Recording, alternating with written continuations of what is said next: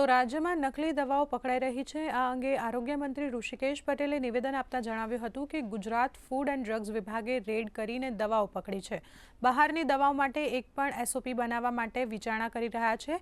સાથે જ આરોગ્ય મંત્રીએ રાજકોટ અને વડોદરાની લેબમાં વપરાયેલી મશીનરી અંગે પણ નિવેદન આપ્યું હતું અને કહ્યું છે કે રાજ્યમાં અન્ય 4 રેટિંગ લેબોરેટરી સ્થાપવા કાર્યવાહી હાથ ધરવામાં આવી છે। સેમ્પલ લીધા બાદ તેનું રિઝલ્ટ ઝડપથી આવે તે માટેના પ્રયાસો પણ થઈ રહ્યા છે। આ ઘટનાની અંદર એફડીસીએ આમાં ઇનિશિયેટિવ લઈ અને મળેલી માહિતી મુજબ આપણે રેડ પણ કરી અને આ દવાઓ આપણે ઝડપી છે।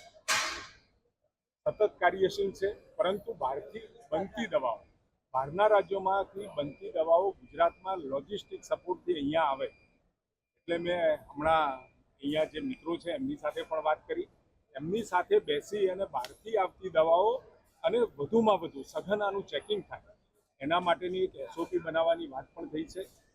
ખૂબ સંવેદનશીલતાથી રાજ્ય સરકાર આમાં કામ કરશે, કરી પણ રહી છે, પરંતુ આને વધુ ઘનિષ્ઠ બનાવવા અને સઘન બનાવવા માટેના રાજ્ય સરકારના તમામ પ્રયાસો